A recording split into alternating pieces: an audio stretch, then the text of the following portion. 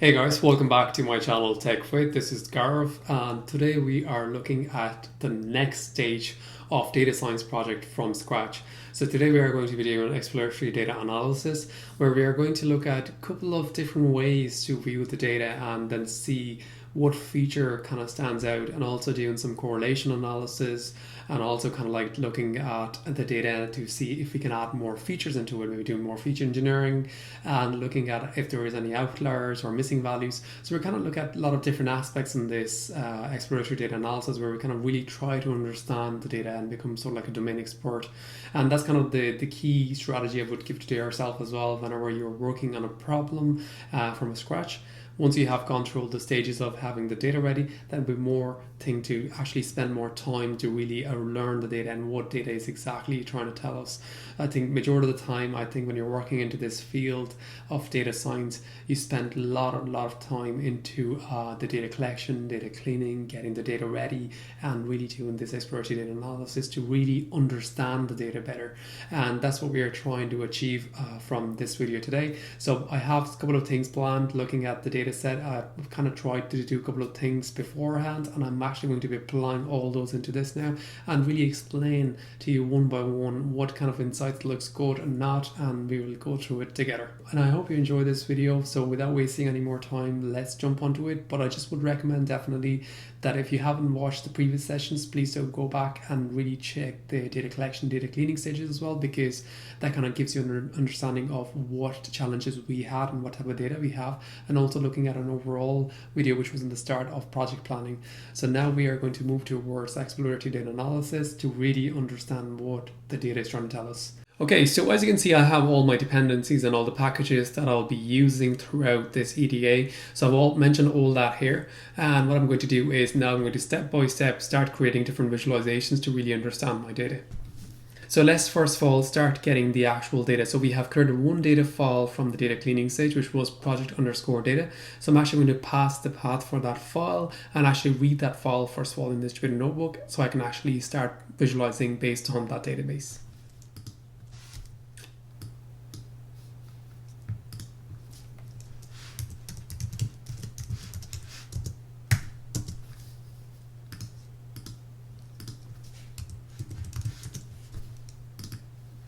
So I'm just going to copy my path and I'll paste it here.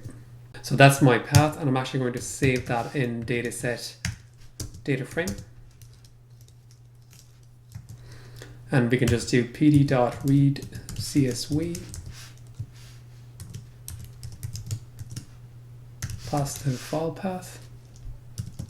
And as the file is quite large, so I'm just going to say low memory is false.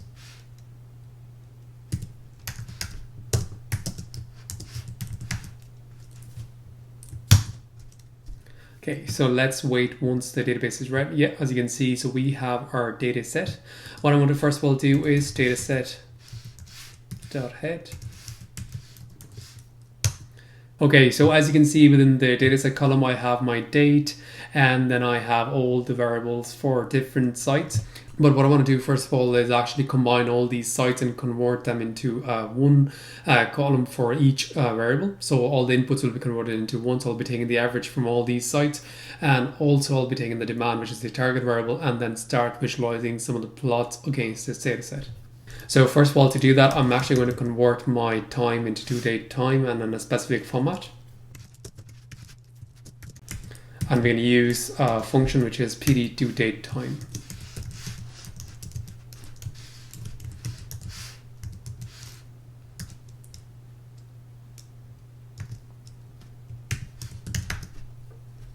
And the format for that would be, I'm just going to paste the format.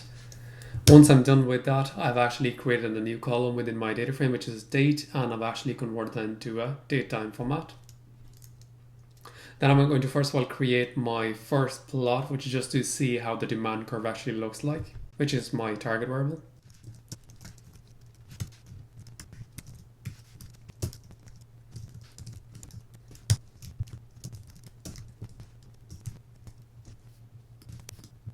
Okay, so as you can see through doing this iPlot, I can exactly see the seasonality in the data, where you can easily point out that obviously the demand is quite seasonal, which again, you would think as well, the demand would be seasonal throughout the year. And as you can see, we do have these peaks. What I actually want to kind of do within this is actually, rather than plotting it by hourly, I'm actually going to plot it by day, so I can actually group the data and plot it by day so I can see it more, because at the moment it's quite conjustive figures, because I can't really point out how the demand is actually moving on a day level and how the demand is moving on a year level. So what I'm going to first of all do is group that by day level, just for visualization purpose, for me to really understand what the curve exactly looks like.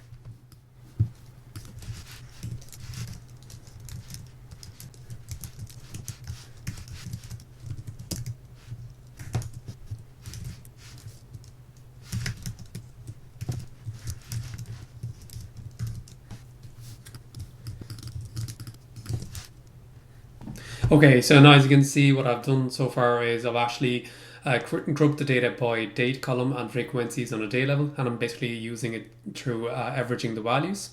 And then I'm basically pointing the index into the date column, and what I'm going to do next is plot the same plot, which I've just copy pasted from the previous one, and rather than plotting it by hourly basis, now we are going to be looking at it as a daily basis. And it should show me the same kind of curve, but I can exactly see, as you can see, the data set is more clean for me to really understand the pattern in this. If you really want to understand what way the curve itself is looking, it's basically if you select 1 year worth of data, you can exactly see it follows the season pattern, where you can actually see that the autumn and winter, the demand tends to increase for electricity, whereas when we're looking at the spring and the summer, it kind of tries to die down then in the end. So it's kind of like same circle that it follows. But if I actually look at the data for more recent years, I can see that the trend is kind of increasing a slightly bit, but it's not really a drastic increase or anything like that. It's more still a seasonal pattern, so we can see the demand itself, it's seasonal throughout the years. Okay, so next what I'm going to do is I'm actually going to combine all the data set from the multiple sites into one, and I'm actually going to average the values on that and then run more visualizations against those features. Because at the moment, as I know, like the dimensionality of the database is quite large, because it's kind of like 25 sites per variable, which I don't want to do that. I want to actually combine that all together.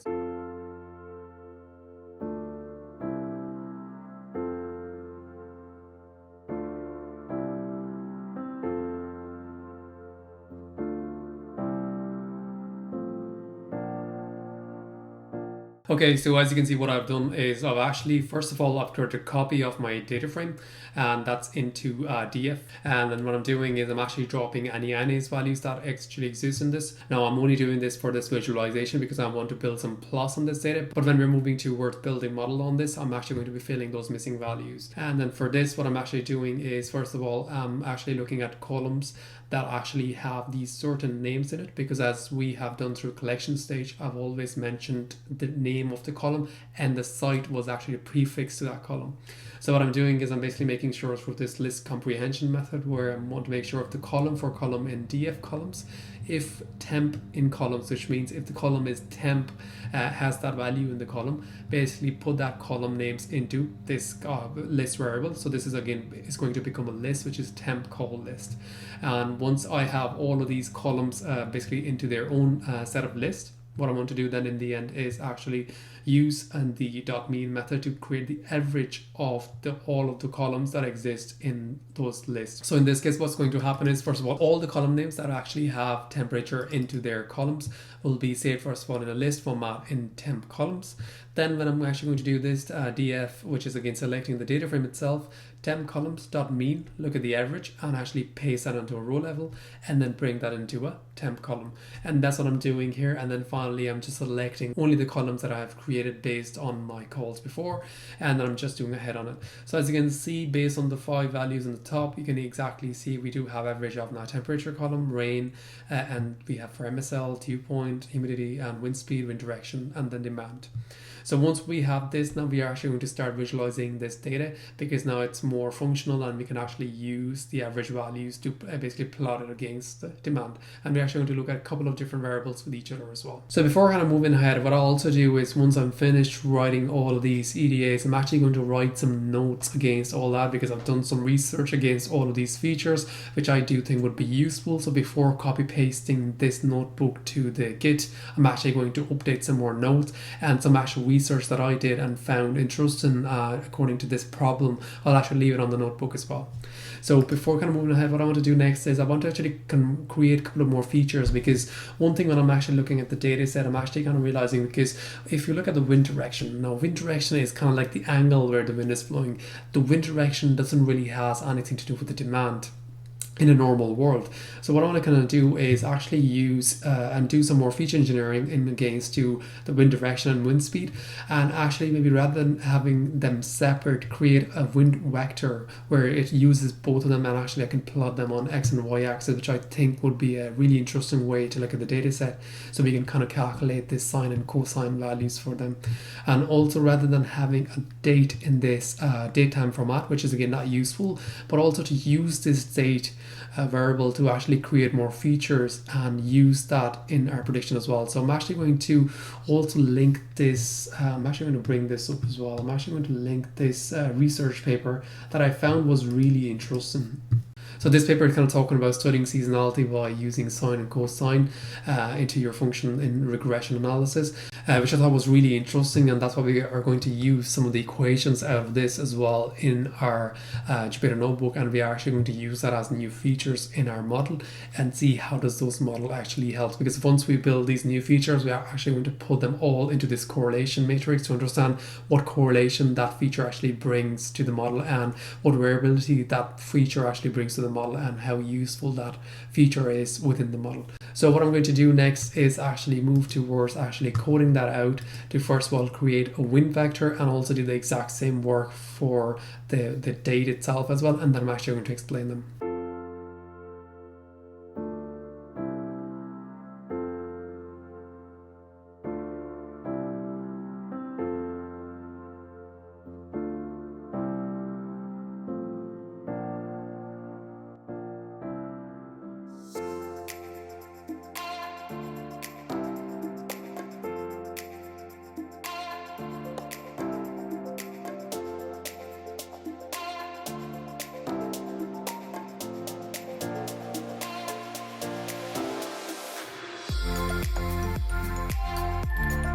Okay, so as you can see within my feature engineering stage, what I've done is I've actually taken the wind speed and the wind direction, and first of all I've created based on the directions, I've actually created these radians.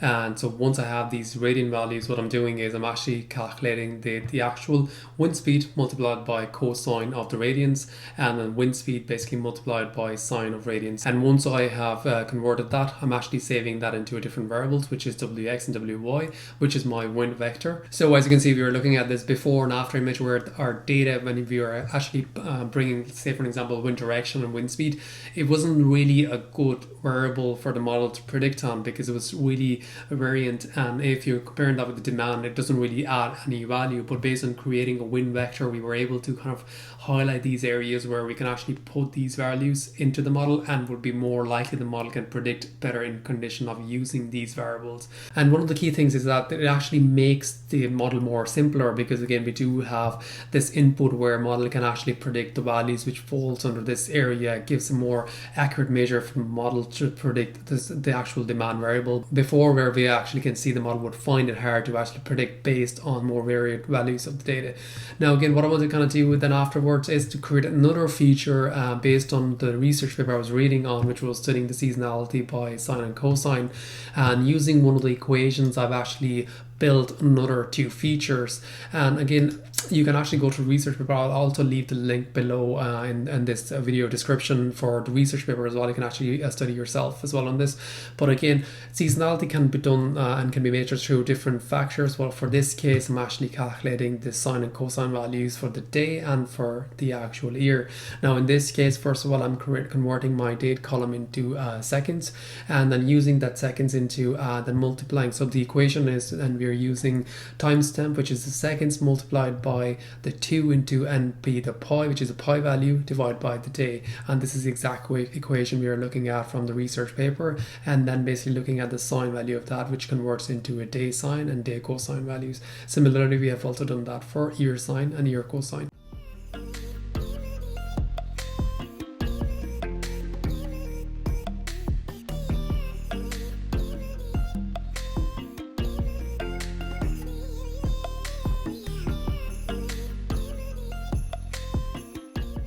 And in this case, we are kind of using this to kind of like compute within this one-dimensional discrete Fourier transform of real valued signal over the innermost dimension of the input. And that's what we're kind of like trying to do here, and look at this Hermitian symmetric signals. And how do we kind of calculate that? Is based on where we look at the length divided by 2 plus 1 unique components of FFT. And I think I'm kind of reading it through the documentation here from TensorFlow, but I'll actually also leave these comments into this. It kind of just shows the seasonality, and one way to actually show the seasonality is in which I'm actually looking at the signals coming out, the temperature values, and actually putting that against the plot and looking at the peaks that comes out once a year, once a day, to show that there is seasonality in the data. And that's what we'll be using one of these features in our model. So as you can see within the feature engineering section, we have kind of like looked at a couple of different features, which again kind of stands out, where we are looking at first of all creating it by wind direction and wind speed as a vector and using that within our model, which helps to make our model more simplistic. And we're also creating another 4 features which are coming across based on the day and year, and we're calculating the sine and cosine values, which helps us to understand the seasonality in the data. And again, to really go in more detail of how the seasonality factor helps, we can actually go and read this research paper, and we're using this equation. And as you can see within this research paper, they actually go in really in-depth view of how the seasonality is read through using sine and cosine functions, and you can actually use that to really see within your model as well how it actually helps your model to predict. Now if you have collected some data, we have done some feature engineering, what I want to do next is also look at if there is any outliers in the data, and also look at if there's correlation between these features.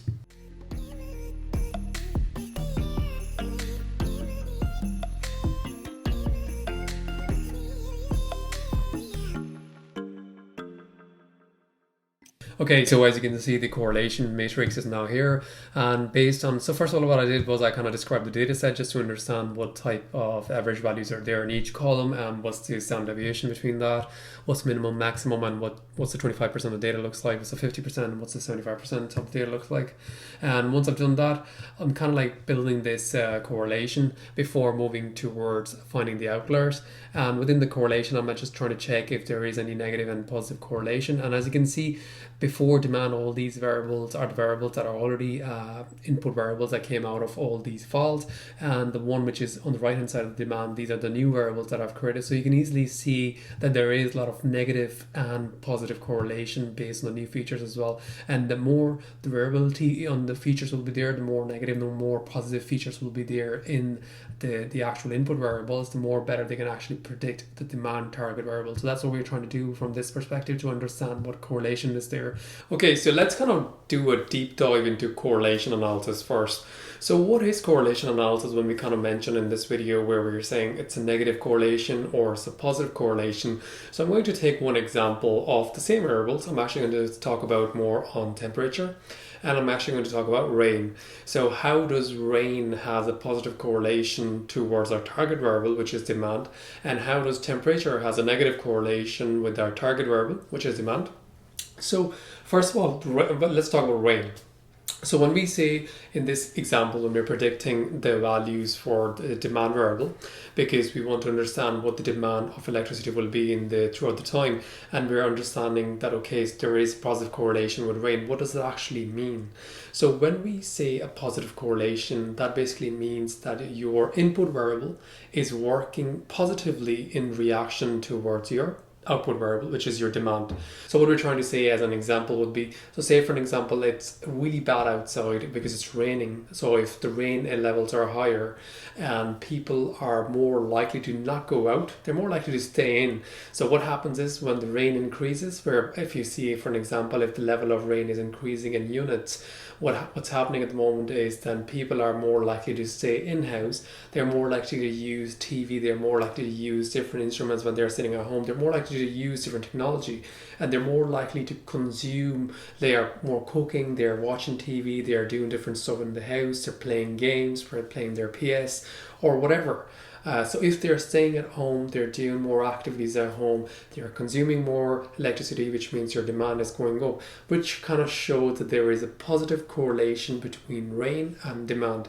Similarly, if you're looking at as an example of temperature, why does temperature has a negative correlation with demand? So in the case where, say for an example, your temperature increases, which means it's more hotter outside. It's actually a nice weather outside. People are more likely to leave the house and go out and do stuff outside rather than sitting in and consuming the electricity, which kind of shows, okay, so if the weather is nice outside, which means if your temperature is higher, people are more likely to go out. Similarly, when your weather is bad, or say for example it's really cold outside, it's kind of your temperature is going down, which we have seen through this correlation analysis. If your temperature is going down, that means it's more cold outside. People are not really likely to go out. They're more likely to stay in, and your heatings are going to kick in, and all that stuff will happen, which will actually consume more electricity, through which your demand will increase.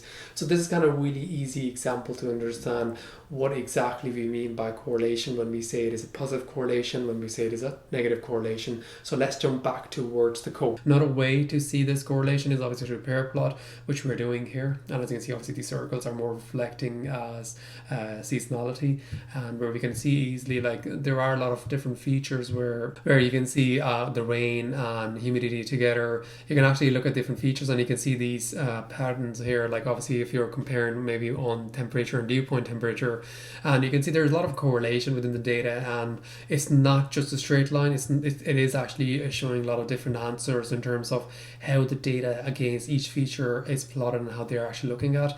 We're also looking at the middle as a distribution plot in this case as well. So this is kind of a good way to really view the data set and what different triggers are there. So if I'm looking closely within the demand variable as well, so if I'm actually looking at temperature per demand, I can exactly see that there is U-shape here, and in the U-shape where so the demand actually decreases when the weather actually increases, the temperature actually increases, and when the temperature reduces, there's a U-shape on this side where the demand is increasing. So I mean, there are a lot of patterns that I can actually see while looking at this pair plot. What I want to kind of do next is really plot some of these plots on their own to kind of understand what they are trying to tell and go in more detail. What I'm going to do is I'm actually going to build a couple of plots and actually see what differences is there. Let's talk about outliers. Again, to understand outliers, I've created this function based on which I'm actually calculating 3, 4, and 5 standard deviation. The reason of doing this is to understand how much outliers we have in our dataset, and we're actually visualizing this based on the plot which we have shown below. Again, within this plot, I'm actually trying to see where we actually have these outliers. Are they outside 3 standard deviation? Again, as you know, that positive 3 and negative 3 standard deviation makes up your 99.7% of your data. Again, in the cases of normal and Gaussian distribution. The reason I'm doing this is to actually find these variables and actually fill in these outlier values when we are actually doing pre-processing for our data set before building our models. Let's talk about what are the best ways to fill in the values of outliers in your data set. First, you can actually use the first or 99th percentile value of that variable, which is one of the good way to actually fill in the values for outliers. Second, what you can do is if you're working on a regression problem, in which case we are doing the same thing as well. So we're going to follow this one where we are actually going to impute the values based on linear and polynomial lines and fill in those values instead of those outliers. Third, you can actually fill in the values of outliers based on mean or median values. Fourth, you can actually standardize your dataset. Okay, so now we will move towards next stage where we'll actually build a couple of more plots to really see whatever features we have looked at through correlation and what are these features, and kind of get in more detail and understand maybe on 2D and 3D dimensions to see if that, say for example, I'll pick one example where we looked at it with the temperature and demand. I'm actually going to look at on a 3D dimension as well to see based on time if that actually happens constantly every year on year, or if that is not happening year on year basis. So this is kind of a good example to really understand from a data standpoint, what story is the data telling us.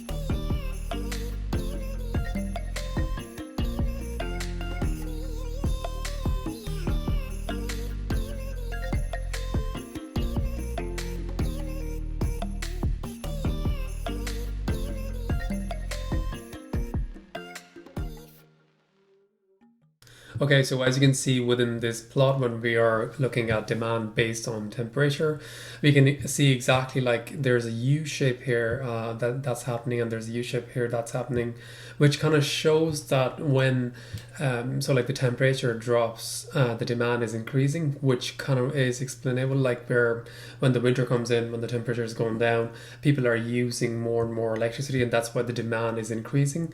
Similarly, when the temperature is increasing, so there's kind of like an upward U shape here, which kind of shows that when the temperature kind of increases, the demand is moving towards the left corner. And if I actually also, the way I did was I actually plotted that figure with on a 3D dimension and including a time variable in it to just see that if it's happening only one time, or is that kind of like happens every year. The temperature itself is one of the good predictor for the model, because as we can see here that there is a lot of variability, and we can see that the demand actually increases when the temperature is going down, or when it's increasing, the demand goes down. So we can see that correlation between that feature. Now what I'm going to do is I'm actually going to use the same infographics and also plot a couple of more variable and try to see what that is exactly telling me.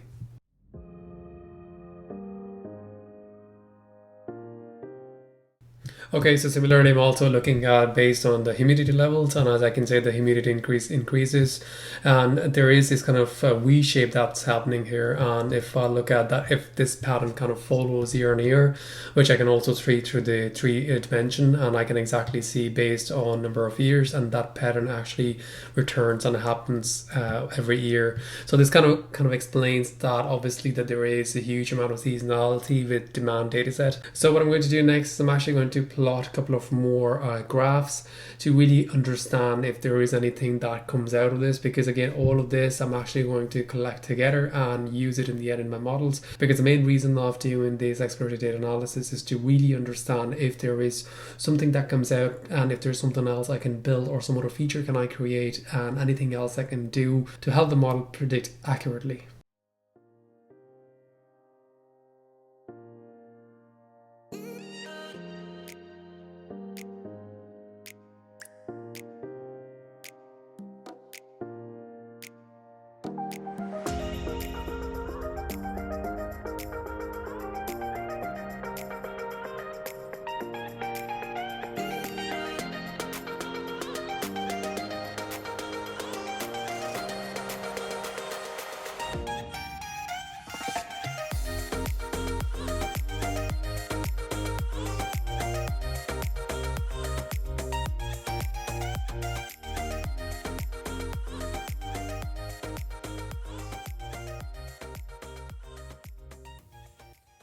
Okay, so what I'm trying to do with these plots are that I'm actually trying to see that we already know that there is a correlation with the temperature and the demand, but how does wind actually also impacts that with this equation? So we're looking at temperature when it decreases, and as you can see that the wind speed could be from 5, 10, 15, 20, and it could actually be more higher, but that doesn't relate that much to the demand. If the wind speed stays around 5 to 10, that's where the big cluster of demand is there, where the demand is actually around 3,500 megawatts or more than that. So that's kind of a good way to really visualize that and understand how the temperature and wind speed is impacting, and how we will be using this wind speed, and we'll be converting that into a vector, and we'll be using that in our model. And similarly, I'm also trying to, instead of using the temperature, I'm also seeing how does the dew point temperature kind of like changes, or it does kind of like stays the same. So I'm just trying to visualize different things to really understand my data set. Similarly, I've also actually looked at through humidity, where the more humidity increases in terms of percentage, and where the wind speed actually decreases, it's kind of the biggest cluster where the demand is actually increasing more than 3,500 megawatts. And that's kind of like what I'm interested in to understand, so I can actually use this in my model, because I'm trying to see what features are really impacting the demand, and what features will be really good predictor for the demand.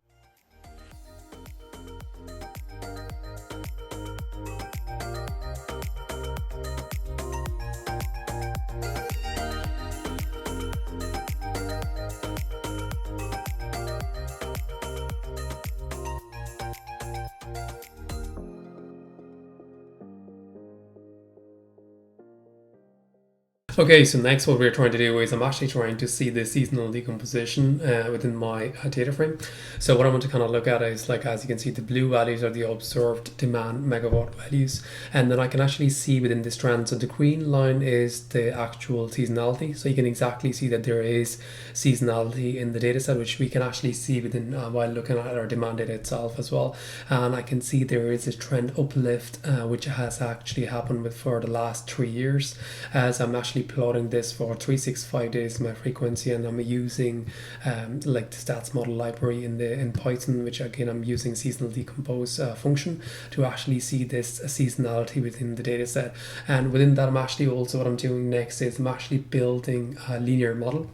What I want to do within the exploratory data analysis is I want to see what accuracy can my baseline model achieve. So as you can see, I have got the accuracy, which is r squared is 0.68, which basically explains that the features that I have selected, which are the input variable to predict the demand variable, so those features actually explains 68% of my target variable. So actually, while using these features, I can actually explain 68% of my data set, that how the demand is increasing or decreasing and how they are actually impacted, and based on using these features I can predict that. Now at the moment, as you can see, I haven't really applied any technique on it. Like, I can actually go through different algorithms, use gradient boosting, use random forest methods, also apply reinforcement learning, and see what best accuracy do I get after kind of doing more data prepping and actually preparing the data set and then applying that, and also doing parameter tuning on this. So but even just through running a linear model, I can actually achieve an r square of 0.68, which is really good on the features that I have in my data set. So what I'm going to do next is I'm actually going to write a couple of notes, because I know we have went through a lot in this. So I'm actually going to write a couple of notes before actually deploying this into the Git repo. So what I'm going to do is first I write it down, and then we are actually going to summarize all the work that we did, because there is a lot happening in this exploratory data analysis stage. And once we clear this, then I actually will tell you exactly what we're going to be doing in the next stage. So what I've done is I've actually also created some commentary on each of the features that I've created, and also if I've read through some papers, research papers, I've actually mentioned the links within the notebook as well. And I'm actually, when I'm applying different techniques, I'm actually writing some commentary about this, why I'm doing it in this way, and what it actually helps in creating and what type of signals I'm creating. But because my prediction of the model is on 1 hourly basis, I'm not going to be including any sort of socioeconomic factors or different features. What I'm going to just stick with is the weather features and then the feature engineering that I've done. But just to kind of summarize, we went through a lot of different types of analysis, starting from really just understanding the data, looking at the data, and also understanding what is the pattern of demand in our data set on its own without any involvement of any other features. And then also looking at feature engineering, which was one of the key stage in our analysis. We wanted to include more new features that can actually help us to improve the model. So improved in terms of how can we actually increase the accuracy of the model based on these features, because some of the features were not really interesting for the model. Say for an example, wind direction. So we kind of found that we can actually create this vector to use it instead of just using the angle on its own, because angle won't really matter on its own, because it doesn't really matter where the wind is blowing from. It's more matters is like how much wind is blowing. But if we use vector, we can actually create two features, which is sine and cosine for that, and which helps in prediction, because as we can actually build this grid which can actually help model to predict exactly where this angle reflects in our input variable and how does that impact the demand. So that's why creating these new features and creating 4 more features based on time, these features will help model in terms of predicting the actual demand target variable, and that's why we are kind of doing this kind of feature engineering. Then we also looked at correlation between the features. We also looked at what are the outliers in the data sets. So when we actually move towards data processing, we can actually remove these outliers, and one of the methods we can use is interpolate with linear lines. So once we can actually use something like this, we can actually fill the outliers. There's not really any missing values, which I ran before, but there was nothing really there in terms of missing values. Okay, so let's talk about how you can actually work on filling missing values in your dataset. Now we'll take a couple of examples. Again, it completely depends on the type of problem you're working on and type of dataset you're working on. In this case, I'll take a couple of examples for actually how do you fill in these missing values. So say for an example, if you're working on an employment dataset, and if you have a column column that is salary, and that salary column has a lot of missing values. So you can completely understand that that column could be just be missing because people don't really want to provide their salary information, and that's one of the reasons you would have those missing values, which kind of shows different interesting trends and what sector people are doing that and why they're doing that. And you can use that as one of the input in your model itself. But also what you can do is you can be smart in terms of filling those values. You could actually use something like K-nearest neighbor to fill in the values based on other metrics. So say for an example, if you're working on the same data set and you have salaries missing, you can actually use different columns like what industry they're working in, what type of experience they have, and you can use those two metrics and use K-nearest neighbor to find similar examples and fill those values based on that. Now again, it completely depends on what type of problem you're working at. Say for an example, if you're working on a regression problem, I would definitely recommend you to use something like imputation based on linear or polynomial lines. Definitely don't recommend you to remove those values because it's kind of like a time series slot that you're missing for specific columns, and because of that you're actually removing the rows. So I would definitely not recommend you to do that. But in case if you have missing values which is above 80% of that column, you should actually, rather than filling those missing values, I would recommend you to completely remove that column, because that wouldn't really do any good, because you're missing a lot of information about that column. Again, if your values itself, you're working on a classification data set, again, if it gives you some sort of interesting insight why this column is missing, you should use that as an input. But if it is missing completely at random, it's just missing due to maybe on the data collection stage or data editing stage or whatever reason, if the values are missing, and if your distribution, you can actually check that if you have a Gaussian distribution, which again means if you have a normal distribution, you can actually fill in the values based on imputation of mean or median, and you can fill those values in the row. Again, if your data set has missing values, which is again less than 3%, you can actually ignore them, but I would definitely recommend you, if you're ignoring them, that would mean that you're actually removing those rows, and they could actually have a lot more information on the other columns. So I would definitely not recommend you to completely remove that person, but I would definitely recommend you to try and fill those missing values in your dataset. What I then actually looked at was a couple of other features. I wanted to see what data is exactly trying to tell me, and I'm actually plotting these figures one by one to really understand my dataset. Also looked at different trends. I've actually also created on an hourly level as well, and I've created one on the daily level, but I'm just trying to understand what trend is there, what seasonality is there, and if I build some sort of linear model, which is really basic model, I can see that I'm getting R square of 0.68, which is pretty good for no pre-processing, not really using any advanced techniques, just basically drawing linear lines, and we are able to get this kind of score, which is really good and really promising. So what I'm going to do next is I'm actually going to post this, which I'm going to just do it now through Git. So how I'm going to do this is I'm actually going to open a new terminal.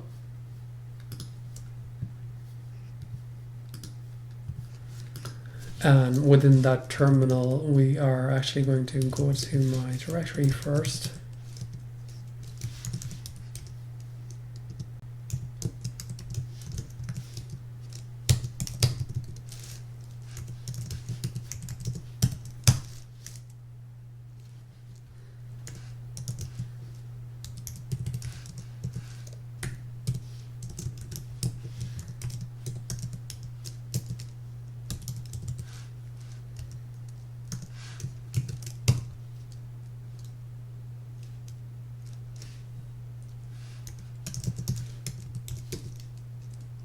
Okay, so that's done now. So we are actually pushing our files into the Git repository, so you can actually download it from there. Now this file is going to be slightly bigger because we have a lot of plotly plots in this. You can actually use the same file, but you can actually use it on your own data set.